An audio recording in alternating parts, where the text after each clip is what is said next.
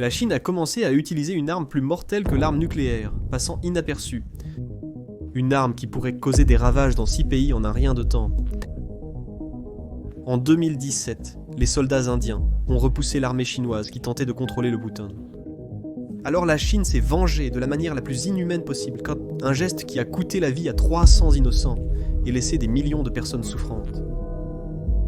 La Chine a cessé de partager avec l'Inde des données cruciales sur le niveau de l'eau. Sans cet avertissement, l'Inde n'était pas préparée aux inondations survenues cette année-là. Ce pouvoir terrifiant a montré au monde que la Chine pouvait noyer des millions de personnes dans des inondations ou les affamer par la sécheresse grâce à la superpuissance qu'il possédait.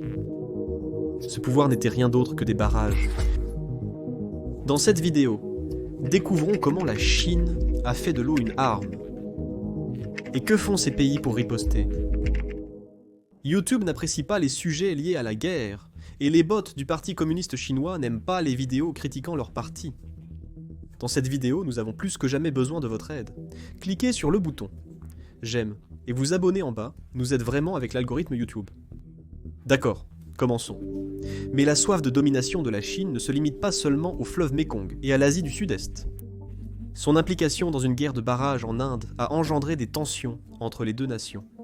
Alors que les barrages d'Asie du Sud-Est pourraient générer environ 400 à 500 MW d'électricité, la Chine est plus ambitieuse avec ses barrages sur le fleuve Brahmapoutre, appelé Yarlung Tsangpo en Chine.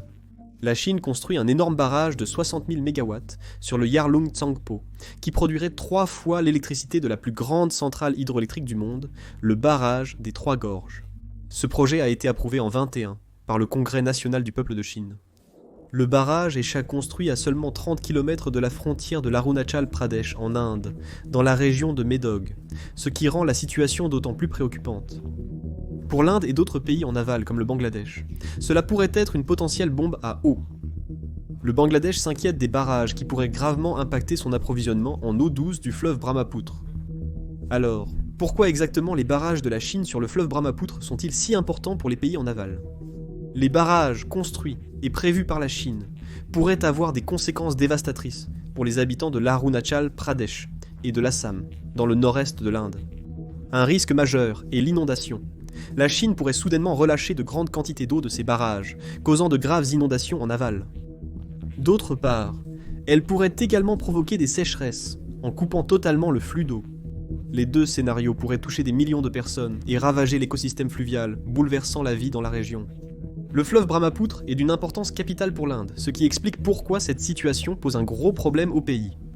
Il représente près de 30% des ressources en eau douce de l'Inde et près de 40% de son potentiel hydroélectrique. Le problème pour l'Inde est que la moitié du bassin du Brahmapoutre se trouve sur le territoire chinois. La Chine a un contrôle important sur le fleuve et peut l'utiliser dans son propre intérêt. La Chine a montré qu'elle est prête à utiliser son pouvoir sur le fleuve pour envoyer un message fort à l'Inde.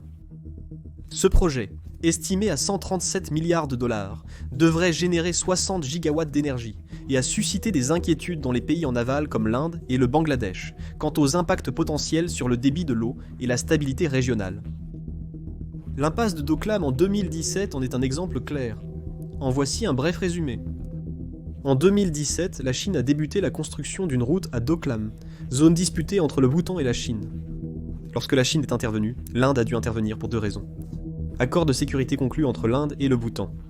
Et deuxièmement, le contrôle de Doklam par la Chine aurait pu donner accès au corridor de Siliguri, qui relie le nord-est de l'Inde au continent. Ce corridor est super important pour la sécurité de l'Inde. Cela a entraîné un face-à-face de 72 jours entre l'Inde et la Chine, qui s'est terminé quand la Chine a décidé de reculer. Mais la Chine, n'ayant pas oublié cela, a décidé d'utiliser l'eau comme moyen de revanche, au lieu de répondre aux frontières. La même année, la Chine a refusé de partager les données hydrologiques du Brahmapoutre avec l'Inde, bien qu'ils aient un accord bilatéral qui obligeait la Chine à partager de telles données pendant la saison des moussons. Ces données sont essentielles pour l'Inde, pour surveiller les niveaux d'eau et anticiper les inondations. Sans ces données, l'Assam a été surpris par les inondations qui ont provoqué une destruction massive. Près de 300 vies ont été perdues et des millions de personnes ont été déplacées en Assam. Lorsque l'Inde a demandé pourquoi la Chine ne partageait pas les données, la Chine a prétendu que ces stations hydrologiques étaient en cours de réparation, ce qui n'était pas vrai. La Chine a partagé les données avec le Bangladesh à peu près au même moment. Les experts pensent que la Chine a volontairement retenu les données de l'Inde en guise de représailles, pour le refus de l'Inde de reculer à Doklam, et sa position contre l'initiative Ceinture et Route de la Chine. La construction de barrages par la Chine sur le fleuve Brahmapoutre, notamment l'énorme Superdam près de la frontière, inquiète grandement l'Inde. Cependant, l'Inde réagit et commence à prendre des mesures pour contrer directement l'agression chinoise. Si la Chine libère soudainement de grandes quantités d'eau, les plans de réponse de l'Inde pourraient aider à réduire les risques d'inondation dans le nord-est du pays. Cependant, si la Chine retient l'eau pendant de longues périodes pour provoquer une sécheresse en Inde, les préparatifs indiens peuvent aider à atténuer les dégâts et à résister aux effets pendant au moins un an. Alors, quelle est la réponse de l'Inde à cette menace croissante de l'eau ? En réponse à cette menace, le nouveau projet polyvalent Siang Upper de l'Inde sera une centrale hydroélectrique de 11 000 MW sur la rivière Siang, soutenue par un réservoir de 9 milliards de mètres cubes pour maintenir un débit constant pendant les saisons sèches. Il sert également de tampon contre les libérations soudaines d'eau des barrages chinois en amont, protégeant ainsi l'Arunachal Pradesh, l'Assam et même le Bangladesh en aval des inondations. De plus, l'Inde a accéléré 3 autres projets dans la région, dont un projet de 2000 MW à Lower Subhansari, qui devrait être opérationnel d'ici 2026. Ces barrages serviront non seulement à stocker l'eau et à protéger contre les inondations, mais aussi de générateurs d'énergie importants. Le Laos, le Cambodge, le Vietnam et la Thaïlande partagent une chose en commun, leur dépendance vitale au fleuve Mékong. Une rivière vitale dont dépendent les moyens de subsistance de plus de 60 millions de personnes. Le Mékong soutient plus de 60 millions de vies lorsqu'il traverse la Chine et l'Asie du Sud-Est. Le Mékong s'étend sur 4909 km, soit environ 3050 miles, ce qui en fait le 7e plus long fleuve d'Asie. Il prend sa source sur le plateau tibétain et traverse la Chine, le Laos, la Birmanie, le Cambodge, la Thaïlande et le Vietnam. Pourquoi ce fleuve est-il si crucial et comment soutient-il des millions de personnes ?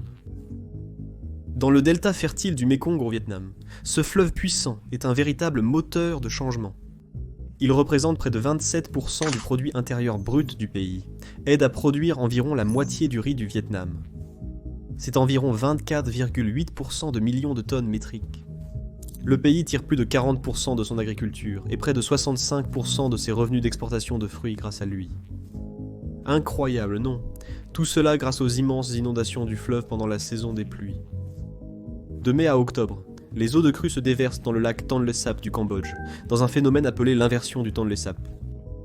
Durant cette saison, le lac peut atteindre 60 fois sa taille par rapport à la saison sèche, devenant la pêcherie intérieure la plus productive au monde. Bien que ces inondations causent 60 à 70 millions de dollars de dommages chaque année, la commission du fleuve Mékong estime qu'elles apportent 8 à 10 milliards de bénéfices, provenant des pêcheries, de l'agriculture et de l'eau douce. Le Cambodge, en revanche, dépend fortement du Mékong. Pourquoi ? L'agriculture, la sylviculture et la pêche représentent 16,7% de l'économie du Cambodge en 2024, principalement grâce au Mékong. De plus, les poissons du Mékong fournissent environ 60% des protéines du pays. Et au-delà de la saison des inondations, la région du bas Mékong a gagné le surnom de bol de riz de l'Asie. Même pendant les mois secs, le delta du Vietnam produit constamment environ 20 millions de tonnes de riz, assurant la subsistance de millions de familles dans la région. Chaque année, environ 18 millions de mètres cubes de sédiments, riches en nutriments, s'écoulent dans le delta du Mékong, au Vietnam. Ces nutriments soutiennent également une pêche sauvage de 17 milliards de dollars à travers le bas Mékong. En 1980, le delta du Mékong a produit environ 80% des crevettes et 95% des poissons pangasius du Vietnam, contribuant à des exportations de fruits de mer d'environ 10 milliards de dollars. La majorité était menacée. Non pas directement par la Chine, mais par le Laos, un petit pays. Le Laos et la Chine collaborent pour bâtir des barrages hydroélectriques. Les exportations d'électricité ont rapporté 980 millions de dollars américains en 2024, soit environ 15% des revenus d'exportation du pays. Mais ces barrages piègent les sédiments précieux, bloquent les poissons lors de leur migration, menaçant 19% des espèces du Mékong d'extinction, et la nourriture et les emplois des gens de Thaïlande, du Vietnam et du Cambodge le long du fleuve. Environ 23% du bassin du Mékong se trouve en Thaïlande, et près d'1 sur 3 de ces 71,5 millions de personnes vivent dans ce corridor nord-est. Mais le Mékong offre bien plus que de l'argent et des emplois. Le Grand Mékong est l'un des points chauds fauniques les plus riches au monde. Il abrite plus de 1300 espèces de poissons, environ 20 000 espèces de plantes, 1200 oiseaux, 800 reptiles et amphibiens, et 430 mammifères, y compris le rare dauphin d'Irrawaddy et le gigantesque poisson-chat du Mékong. Tout était harmonieux, les gens, les fermes, les forêts et la faune, jusqu'à l'émergence d'une nouvelle menace. Pas des balles ou des dettes, mais quelque chose de bien plus insidieux. Bien que la rivière serpente à travers le Laos, la Thaïlande, le Cambodge et le Vietnam, elle prend sa source en haute altitude sur le plateau tibétain en Chine. En 2024, la Chine a soit construit, soit prévoit de construire au moins 193 barrages hydroélectriques au Tibet depuis 2000. Sur le plateau tibétain en Chine, la rivière se sépare en deux bras. Le bassin supérieur, environ 24% du Mékong, se trouve principalement en Chine, où il était nommé Lancang. Le bassin inférieur traverse le Laos, la Thaïlande, le Cambodge et le Vietnam. Mais cela ne représente qu'une infime partie des barrages construits par la Chine. La Chine était réputée pour sa passion pour les barrages. La Chine compte actuellement plus de 98 000 barrages et réservoirs principalement situés au Tibet. Le premier grand projet hydroélectrique sur le Mékong fut le barrage de Manwan, achevé dans le Yunnan en 1995, mais la Chine a continué en ajoutant, au cours des décennies suivantes, 12 autres barrages sur le fleuve principal et au moins 95 sur ses affluents. Au total, 12 méga-barrages sont en fonctionnement sur le tronçon principal du Mékong en Chine. Deux d'entre eux stockent plus de 50% de l'eau active du fleuve, une quantité stupéfiante de 10 billions de gallons, suffisante pour remplir 15 piscines olympiques. Ces réservoirs irriguent les fermes et les villes chinoises, tout en générant de l'hydroélectricité pour son marché énergétique en pleine expansion. Comme le souligne l'expert du Mékong Philippe Hirsch, ces barrages ont transformé le fleuve autrefois libre en une série de réservoirs en escalier. La Chine peut maintenant utiliser le contrôle du débit du fleuve comme un outil contre ses voisins. En fait, les effets très effrayants de ces barrages sont devenus visibles rapidement. Entre 2019 et 2024, le débit d'eau du fleuve Mékong était à son plus bas depuis des décennies, avec des niveaux d'eau baissant jusqu'à 60% pendant les périodes les plus sèches, certaines zones voyant une réduction de 40% des niveaux d'eau. Selon les experts, cette catastrophe est due à 4 facteurs principaux, dont une sécheresse sans précédent qui a asséché la rivière. Deuxièmement, les effets du changement climatique accroissent l'imprévisibilité du temps.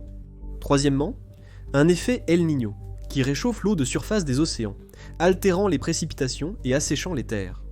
Quatrièmement, l'impact de la façon dont l'eau était gérée par les immenses barrages construits en amont en Chine. La Chine a fait face à une sécheresse qui a entraîné des températures élevées et de faibles niveaux d'oxygène, aggravant davantage la situation. Des tonnes de poissons sont morts et environ 2,5 millions de personnes ont été directement touchées, perdant nourriture, travail et revenus. Au Cambodge, la faible pluviométrie a entraîné une réduction de la production d'électricité. Comme le Cambodge dépend principalement de l'hydroélectricité, leur production d'électricité a chuté de 30%. Et cela a encore empiré en 2020. Les niveaux des rivières ont chuté de près des 2/3. Selon un rapport de la commission du fleuve Mékong, environ 60% du bassin inférieur du Mékong a subi une sécheresse sévère en juillet 2020. C'était la pire sécheresse jamais enregistrée dans l'histoire de la région, pas une simple sécheresse. Cette catastrophe a causé des pertes économiques de 650 millions de dollars et a gravement touché 17 millions de personnes dans la région du Delta. Et si vous pensez que c'était la fin des ennuis, cela a en fait empiré. Selon une étude récente du groupe de consultants sur le climat Eyes on Earth, les barrages chinois ont bloqué une énorme quantité d'eau destinée au bas Mékong pendant 6 mois en 2019. Des millions de Vietnamiens se sont retrouvés sans eau douce à cause de cela. C'est à ce moment-là que le côté sombre de la Chine a été exposé. Selon Nguyen Lan Chao, directeur adjoint d'une agence de recherche gouvernementale vietnamienne, depuis 1991, les stations de surveillance chinoises n'ont partagé aucune donnée sur les précipitations ou sur l'exploitation de leurs barrages. C'est important, car lorsque la Chine partage des données sur le débit des rivières et les précipitations, cela aide les pays en aval comme le Vietnam à mieux se préparer, leur donnant le temps de faire des prévisions, d'émettre des avertissements et de sauver des vies. Mais sans ces données, le Vietnam et d'autres pays sont impuissants. Mais le Vietnam n'était pas le seul à souffrir, les problèmes s'étendant rapidement à d'autres pays. Prenez la Thaïlande, par exemple. En 29, pendant la saison des pluies, l'une des villes les plus célèbres de Thaïlande, Chongsen, n'a reçu que 46% de son eau normale. Cela signifie qu'il a reçu environ 7 quadrillions de gallons de moins que ce qu'il recevrait normalement. Et en 2020, le débit d'eau pendant la saison des pluies à Chongsen était de 63%, inférieur à celui de 2018. Lors de la saison des pluies 2023-2024 à Chongsen, le débit fluvial était nettement inférieur à la moyenne à cause de la baisse des précipitations en amont en Chine et des barrages. Selon le Stimson Center, le débit était à 50% de la moyenne en début de saison des pluies, chutant de 48% en septembre à cause des restrictions des barrages chinois. Le Cambodge a aussi été touché. La province de Stung Treng n'a reçu qu'environ 71% de son eau habituelle, soit 22,5 quadrillions de gallons de moins que la normale.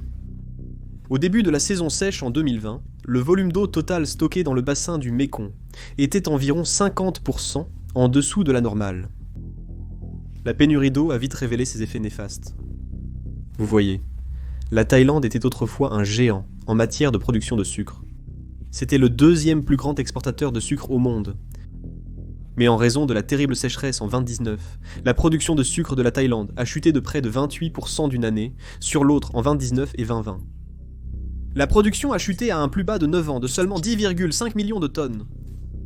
En 2023, 2024, la production de sucre de la Thaïlande a chuté à 8,8 millions de tonnes métriques, une baisse de 20% comparée à l'année précédente. Le déclin était principalement dû aux mauvaises conditions météo qui ont affecté la croissance de la canne à sucre et réduit les rendements en saccharose. Mais le sucre n'était pas le seul problème. La construction effrénée de barrages par la Chine sur le Mékong a aussi transformé plusieurs villages de pêcheurs thaïlandais en villes fantômes. Les variations du débit de la rivière ont entraîné une diminution des poissons, du riz et des algues fluviales, essentielles à la subsistance de nombreuses personnes. Selon la commission du fleuve Mékong et une étude de Eyes on Earth, le débit d'eau au Laos pendant la sécheresse aurait dû être d'environ 5000 m3 par seconde en saison des pluies. Mais à cause de tous les barrages en amont, il n'était que d'environ 4000 m3 par seconde. La sécheresse de 2019 a choqué le monde par son extrême gravité. Mais la vérité est que les dommages causés aux pays en aval avaient déjà commencé bien avant, peu après 2007. Entre 1910 et 2007, le débit moyen de la saison des pluies du Mékong était d'environ 370,3 km3. Mais de 2008 à 2021, ce nombre est tombé à seulement 302,4 km3. C'est une énorme différence de 67,9 km3. Pour vous donner une idée de l'ampleur de cela, c'est assez d'eau pour remplir environ 27 160 piscines olympiques. Ainsi, les pays en aval ont davantage ressenti la pression. Mais la Chine ne ralentit pas, même après tant de destruction. 8 autres barrages sont prévus ou en construction sur la partie principale du fleuve en Chine. Cependant, les barrages chinois ne se limitent pas qu'à la Chine. Le plus surprenant est qu'il y a déjà un total de 45 grands barrages construits le long du fleuve Mékong. La Chine en possède 11, mais qu'en est-il des 34 autres pays? C'est là que le Laos entre en jeu. Le Laos est deuxième après la Chine, avec 21 grands barrages représentant environ 37% de la capacité de stockage active totale. La Thaïlande possède 7 barrages, soit 7,1% du stockage actif, le Cambodge 2,1% et le Vietnam 1,3% du total. Pourquoi le Laos construit-il tant de barrages? Une raison majeure est l'ambition du Laos de devenir la batterie de l'Asie du Sud-Est. Une autre raison est l'initiative chinoise de la ceinture et de la route, un projet massif de plusieurs billions de dollars visant à construire des infrastructures et à connecter plus d'une centaine de pays à travers le monde. La Chine a déjà investi près de 900 milliards de dollars dans près de 140 pays. Et oui, le Laos en fait partie. L'influence de la Chine sur les projets d'infrastructure et de connectivité du Laos est énorme. En fait, le Laos doit rembourser une somme estimée à 1,2 à 1,4 milliards de dollars chaque année pendant 5 ans. Fin 24. Le Laos fait face à une grave crise de la dette, avec une dette publique totale, atteignant environ 13,8 milliards de dollars, ce qui équivaut à environ 108% de son produit intérieur brut.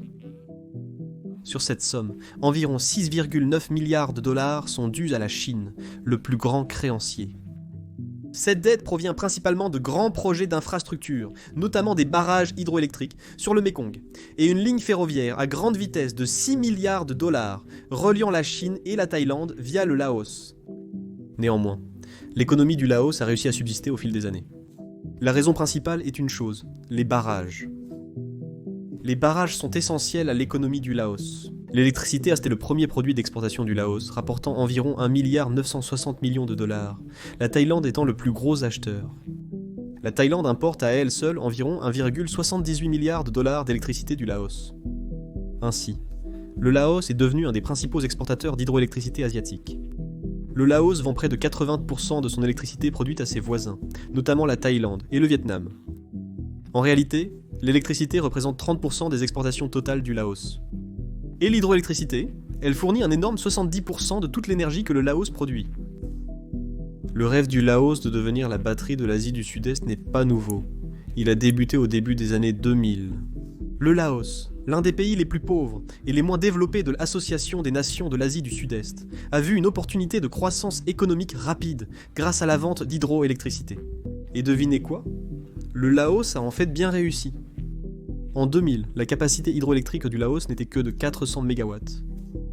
En 22, elle avait grimpé à environ 7000 MW. Aujourd'hui, le Laos compte 78 barrages en fonctionnement, et ils ont signé environ 246 protocoles d'accord pour d'autres projets hydroélectriques. En fait, d'ici 24, il exploite 81 centrales hydroélectriques, contribuant à une capacité installée totale de plus de 11 500 MW.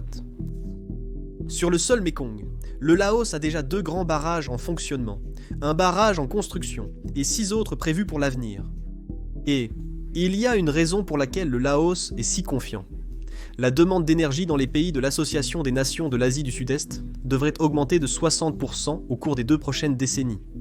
Le Laos mise beaucoup là-dessus, étant idéalement situé pour fournir une énergie propre et abordable à ses voisins. Cependant, le rêve du Laos de devenir la batterie de l'Asie du Sud-Est dépend de la Chine, pas seulement financièrement. Sans aucun doute, le Laos dépend des fonds chinois pour la construction de ses projets. Mais encore plus important, le Laos dépend du flux régulier d'eau provenant des barrages chinois en amont. Donc, si la Chine décide un jour de changer le flux, elle pourrait paralyser l'économie du Laos en un rien de temps. La Chine a utilisé son argent, son pouvoir et son influence pour étendre ses projets de la ceinture et de la route au Laos, mais dans des conditions si difficiles que le pays en tire peu de bénéfices. Un exemple notable est le projet d'hydroélectricité en cascade de la rivière Nam O. Ce projet incluait la construction de 7 barrages au Laos, avec une capacité totale de production d'1,27 gigawatts.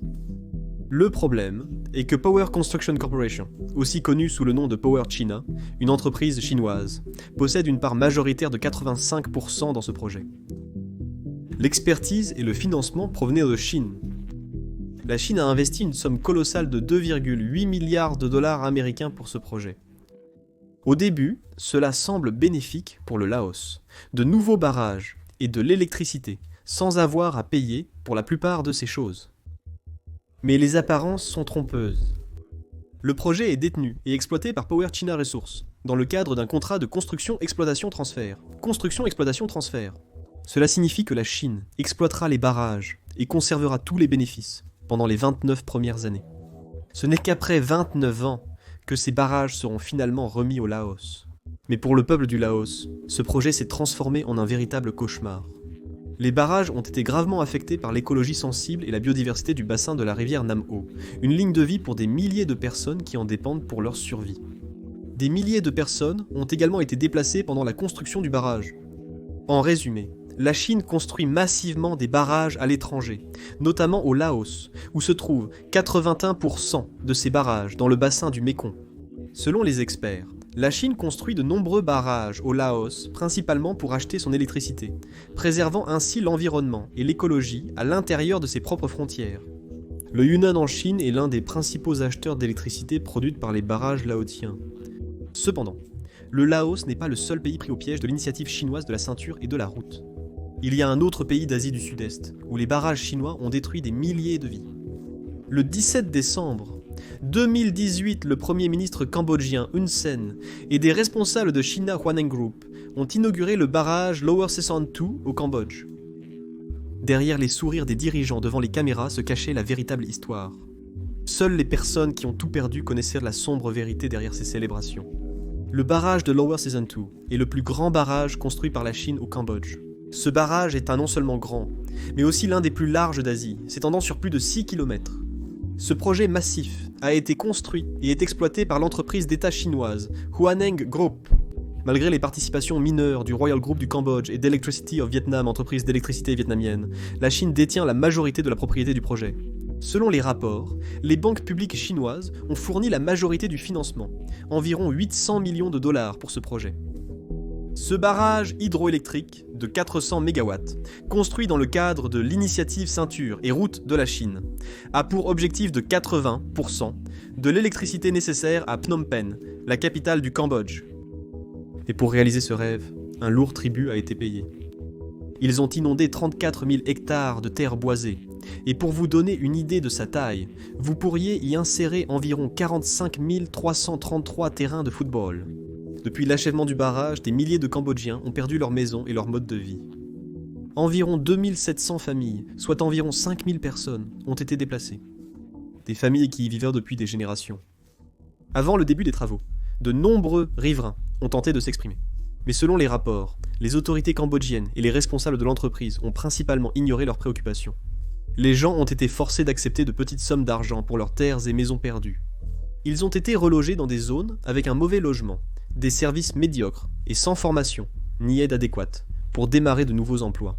Pire encore, d'autres communautés en amont et en aval du barrage, ayant également souffert du projet, n'ont reçu aucune compensation ni aide. De nombreux habitants qui vivaient autrefois heureux de la pêche, l'agriculture et les rassemblements en forêt ont soudainement trouvé la survie impossible. Le groupe China Huaneng a proposé un petit accord aux villageois déplacés.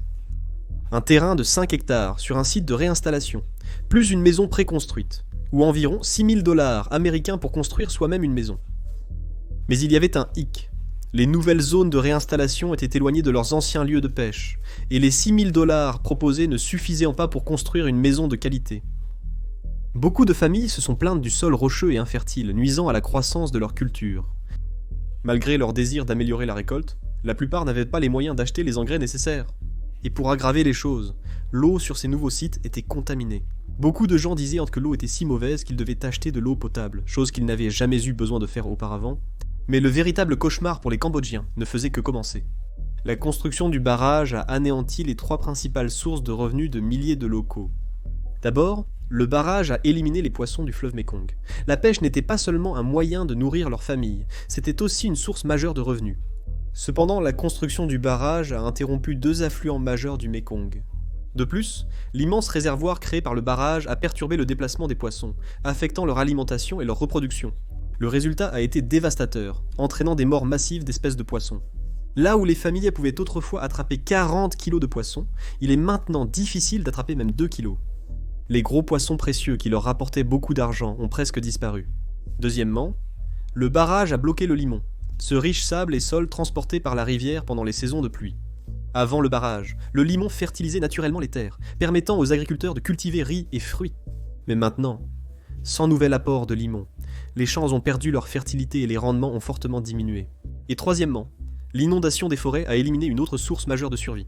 Les cueilleurs de champignons, plantes médicinales et noix dans les forêts se retrouvèrent soudainement sans rien à récolter. Leur revenu supplémentaire issu des forêts est désormais quasi nul, soulevant une question cruciale. Le gouvernement cambodgien n'était-il pas conscient de ces dangers avant d'approuver le barrage ? On suppose généralement que les bénéfices d'un projet national massif seront bien supérieurs aux risques, n'est-ce pas ? Les dirigeants prennent souvent ce risque, en espérant que cela fonctionnera. Mais alors, ce barrage était-il si crucial pour le Cambodge, ou y a-t-il d'autres aspects à cette histoire ? En réalité, les gouvernements et les entreprises concernées n'ont pas anticipé la catastrophe. Déjà en 2008, une évaluation de l'impact environnemental commandée par Electricity of Vietnam, partenaire du projet, avait mis en garde contre les effets dangereux. Il a mis en évidence 4 problèmes majeurs. Le barrage déplacerait de nombreuses personnes vers des zones avec des terres agricoles de mauvaise qualité. Deuxièmement, il aurait des effets graves et permanents sur les revenus de pêche et d'agriculture des gens. Troisièmement, il nuirait au mode de vie des communautés de pêcheurs à proximité, en amont et en aval. Quatrièmement, il causerait des pertes jusqu'à la frontière vietnamienne et au-delà sur le Mékong, touchant indirectement plus de 300 000 personnes. Et devinez quoi ? Ce n'était pas le seul avertissement. En 2012, une autre étude indépendante publiée par l'Académie nationale des sciences aux États-Unis a également prédit les effets dévastateurs du barrage. Il a été mentionné que le barrage inférieur de Sezan 2 causerait de lourds dommages aux populations de poissons dans tout le système du Mékong, estimant une perte de 10% de la biomasse de poissons. Suite à ces avertissements, de nombreuses communautés locales, groupes de la société civile cambodgienne et internationale et organisations environnementales ont exprimé de vives inquiétudes concernant les droits humains, avant même l'approbation de la construction du barrage. En fait, l'opposition au barrage était forte et constante. Les habitants, surtout ceux directement affectés, protestaient depuis près de 10 ans avant l'achèvement du barrage. En 2009, une étude de la société civile a interrogé de nombreux villageois de différentes communautés affectées. Et devinez quoi ? L'étude a conclu que 100% des personnes qui ont assisté aux réunions de village étaient allant contre le projet Lower Sezan 2. Il est donc assez clair que le gouvernement cambodgien était pleinement conscient des conséquences et avait largement le temps de repenser le projet. Ils savaient aussi que leurs citoyens réagiraient négativement. Après tout cela, on pourrait croire que le gouvernement aurait fait marche arrière et réévalué le projet pour éviter de nuire à son propre peuple. Mais ce ne fut pas le cas. Mais au lieu de cela, quelque chose de choquant s'est produit. Le contraire exact a eu lieu. Le gouvernement cambodgien a approuvé le projet à la hâte, sans consulter adéquatement ses citoyens, ni écouter leurs préoccupations. Les choses sont devenues si mauvaises pour les Cambodgiens qu'au cours de la décennie suivante, les autorités ont qualifié les critiques du projet Lower Sezan 2 et les familles refusant de se relocaliser de fauteurs de troubles ou de marginaux. Les fonctionnaires ont continué à affirmer que la majorité de la communauté était satisfaite de l'indemnisation et des plans de relocalisation, ce qui était loin de la réalité. Cela montre clairement que le gouvernement cambodgien était déterminé à faire avancer le projet, quelles que soient les conséquences. Les fonctionnaires et la filiale cambodgienne de CHNG ont persisté à dire aux villageois que le projet se poursuivrait, peu importe les circonstances. Les villageois devaient accepter l'indemnisation et se relocaliser sans autre choix. Malgré le chaos, le projet a été approuvé en 2012 et la construction a débuté en 2013. Lors de l'inauguration du barrage de Lower Sezan 2, en 2018, 5 ans après le début des travaux, un événement choquant s'est produit. Han Sen, le premier ministre cambodgien, a fait une déclaration surprenante. Il a dit que la plupart des villageois soutenaient la construction du barrage et que seuls quelques-uns ont causé des problèmes pour le projet. Ces fauteurs de troubles auraient été incités par des étrangers, ce qui est faux. Il était très clair que les villageois étaient contre le barrage parce qu'il leur enlèverait leurs moyens de subsistance. Leur opposition n'était donc pas fondée sur l'influence étrangère, mais sur de réelles inquiétudes quant à leur propre avenir. Vous vous demandez peut-être, si le Premier ministre défendait lui-même le barrage, y avait-il des aspects positifs à ce projet ? A-t-il offert des avantages économiques, malgré les effets négatifs ?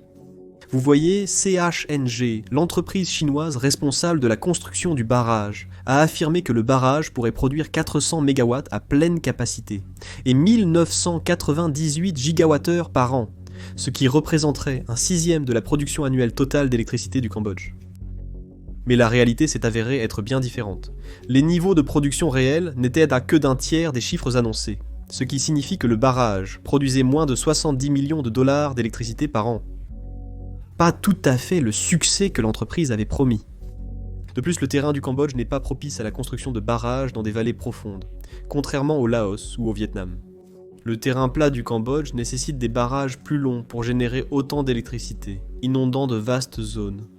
Malgré cela, le gouvernement cambodgien a récemment approuvé plusieurs barrages hydroélectriques. Le Cambodge a considérablement accru sa capacité hydroélectrique. Le barrage de Lower Sezan 2, mis en service en 2018 dans la province de Stung Treng, est le plus grand projet hydroélectrique du pays, avec une capacité de 400 MW. La construction du barrage hydroélectrique de Stong Tatailu a commencé en 2023 dans la province de Koh Kang et devrait se terminer en 2026. De même, la construction du barrage hydroélectrique de Stong Pursat-Wan dans la province de Prasat a débuté en 2023 et devrait s'achever en 2026. Fin 2023, 2 autres projets ont été approuvés dans la province de Koh Kang. Pourquoi le gouvernement cambodgien poursuit-il ces projets risqués et peu rentables ? Quelle est la véritable motivation derrière cette décision ? En 2008, l'entreprise d'électricité d'État vietnamienne Electricity of Vietnam contrôlait le barrage de Lower Sezan 2. Electricity of Vietnam était responsable des premières évaluations du projet de barrage, qui ont eu lieu entre 2008 et 2009. Toutefois, au fil du temps, la propriété du projet a changé de main entraînant des changements. En quelques années, l'entreprise vietnamienne, qui détenait auparavant une participation majoritaire dans le projet, a vu sa position considérablement réduite. En 2012, la propriété a été transférée à Hydropower Lower Sezan 2 Company Limited, une coentreprise dirigée par le gouvernement chinois. Cette coentreprise comprenait 3 entités. Hydro Long Kong International Energy, une filiale du groupe chinois Huaneng, le Royal Group du Cambodge et Electricity of Vietnam sont impliqués. Voici le rebondissement. En 2012, l'entité chinoise détenait une participation majoritaire de 51% dans le projet, tandis que le Royal Group en avait 39%, et Electricity of Vietnam n'avait qu'une participation minoritaire de 10%. En 2016, le gouvernement chinois et les documents d'entreprise ont commencé à décrire le barrage de Lower Sezan 2 comme partie intégrante de l'initiative de la ceinture et de la route, marquant un tournant négatif. Les médias d'État chinois l'ont qualifié de l'un des principaux projets hydroélectriques de l'initiative de la ceinture et de la route au Cambodge, parmi les 7 projets dans le pays. Une fois que la Chine a pris le contrôle du projet, l'accent a été entièrement déplacé. L'entreprise chinoise cherche désormais à terminer le barrage coûte que coûte, ignorant les inquiétudes des communautés locales. Selon certains leaders communautaires, les entreprises vietnamiennes, bien que limitées, consultaient au moins les communautés locales. Mais après que l'entreprise chinoise a pris le relais, il n'y a eu aucune véritable consultation avec les personnes qui seraient les plus touchées par le barrage. Cependant, les difficultés liées à l'initiative La Ceinture et la route ne sont pas limitées à l'Asie. Ils se produisent mondialement. Un exemple récent était le barrage de Sawapiti de 450 MW en Guinée. Ce projet a démarré en décembre 2020. Et devinez quoi ? Le réservoir du barrage a inondé 101 villages et a contraint 16 000 personnes à quitter leur maison. Le résultat ? Leurs moyens de subsistance et leur sécurité alimentaire ont été totalement anéantis. Cela fait également partie de l'initiative Ceinture et Route. La Chine a fourni un prêt de 1,175 milliard de dollars pour financer le projet. Ce schéma se répète constamment dans les projets de l'initiative Ceinture et Route. Les Chinois prêtent de l'argent, leurs entreprises réalisent les projets, et souvent même les ouvriers viennent de Chine. Pourquoi autant de pays acceptent-ils ces conditions malgré les risques élevés ? Eh bien, tout se résume à l'argent, et c'est là que les banques chinoises entrent en jeu. La Banque d'exportation et d'importation de Chine, Exportation et d'importation Banque, et la Banque de développement de Chine fournissent les prêts pour les projets de l'initiative de la Ceinture et de la route.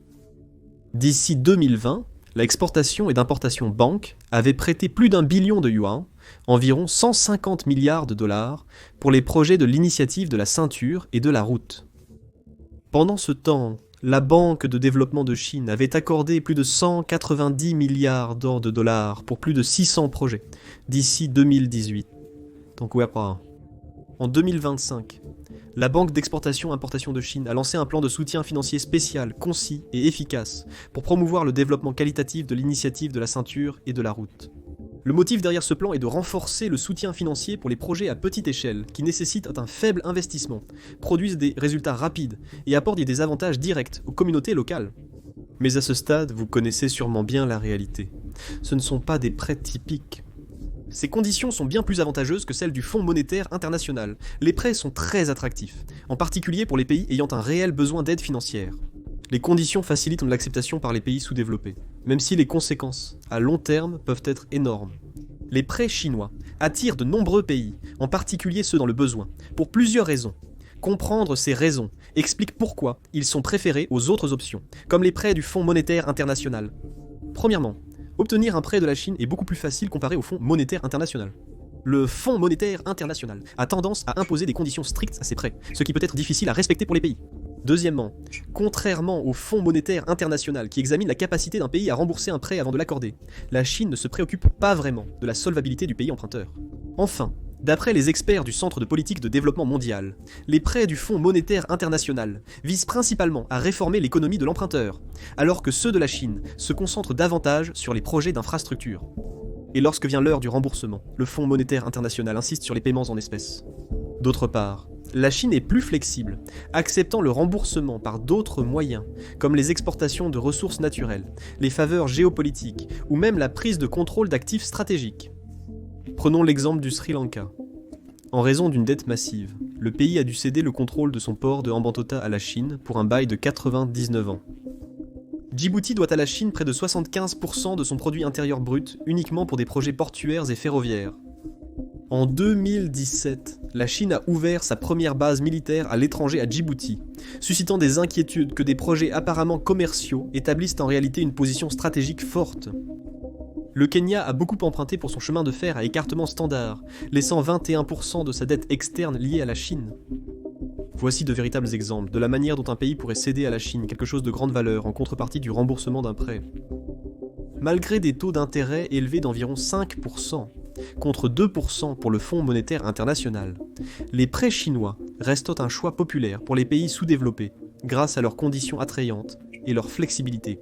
Le gouvernement cambodgien, financé principalement par la Chine et soutenu par des entreprises cambodgiennes politiquement connectées, a approuvé et construit plusieurs barrages hydroélectriques ces dernières années. Mais voici le problème. Que la Chine soit impliquée ou non, tous les barrages en aval resteront à sa merci. C'est parce que la Chine peut contrôler le flux d'eau avec les barrages qu'elle a construits en amont. Et ces barrages, en particulier ceux que la Chine a construits, ont déjà causé beaucoup de tort aux pays en aval. En construisant davantage de barrages, les dommages économiques ne feront que s'aggraver pour ces pays. Vous vous demandez peut-être, si la Chine cause tous ces problèmes, pourquoi ces pays ne l'arrêtent-ils pas ? Il y a 3 grandes raisons pour lesquelles ils ne le font pas. Tout d'abord, la Chine possède une puissance économique et militaire considérable, ce qui rend difficile pour les petits pays de lui résister. Deuxièmement, la dépendance au commerce. Ces pays dépendent fortement du commerce avec la Chine. La Chine est le plus grand partenaire commercial de l'Asie du Sud-Est depuis 13 ans. S'exprimer contre elle pourrait donc nuire à leur économie. Troisièmement, la Chine a beaucoup investi en Asie du Sud-Est via l'initiative de la ceinture et de la route, endettant plusieurs pays envers elle. S'opposer à la Chine mettrait en péril la stabilité financière des pays dépendant du Mékong. On pourrait croire qu'ils collaboreraient pour protéger leurs intérêts communs, n'est-ce pas ? Et ils l'ont fait. Le 5 avril 1995, le Cambodge, le Laos, la Thaïlande et le Vietnam ont créé la Commission du fleuve Mékong pour collaborer sur la gestion du fleuve. Ce qui m'a le plus surpris, c'est que la Chine, d'où le fleuve Mékong prend sa source, ne fait même pas officiellement partie de la Commission du fleuve Mékong. Elle n'est qu'un partenaire de dialogue. Cela signifie que la Chine peut construire des barrages en amont du Mékong sans l'accord de la Commission du fleuve et des autres pays. La Commission du fleuve Mékong a eu des difficultés car la Chine n'y a jamais adhéré, ce qui limite grandement son pouvoir. Il y avait aussi plusieurs failles dans le cadre de la Commission du fleuve Mékong. Les pays membres n'avaient pas besoin d'un accord complet entre eux pour planifier et réaliser des projets sur le Mékong. Ils avaient seulement besoin de se consulter, pas d'obtenir un consensus. Des pays comme le Laos et le Cambodge ont construit ou construisent encore certains des barrages les plus controversés, sans l'approbation complète des autres pays de la Commission du fleuve Mékong. C'est alors que la Chine a joué un coup de maître. Elle a proposé une nouvelle initiative appelée le cadre de coopération Lancong-Mékong en 2014, qui a été signée par tous les pays membres de la Commission du fleuve Mékong en mars 2016.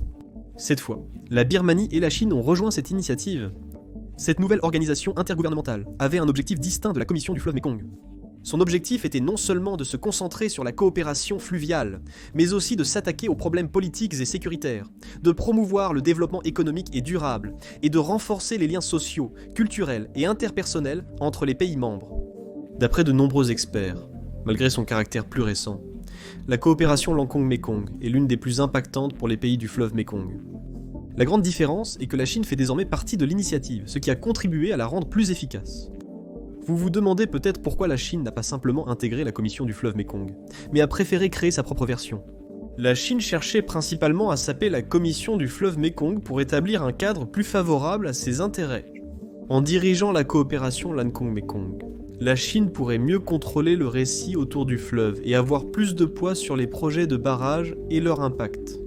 De plus, la Chine voulait montrer aux pays en aval qu'elle se souciait de leurs besoins, pour faciliter l'avancée de l'initiative de la ceinture et de la route. En étant à la tête de cette initiative, la Chine voulait apaiser les inquiétudes des pays en aval sur son influence grandissante dans la région. Mais en fin de compte, seul le temps dira comment ces guerres de l'eau se dérouleront.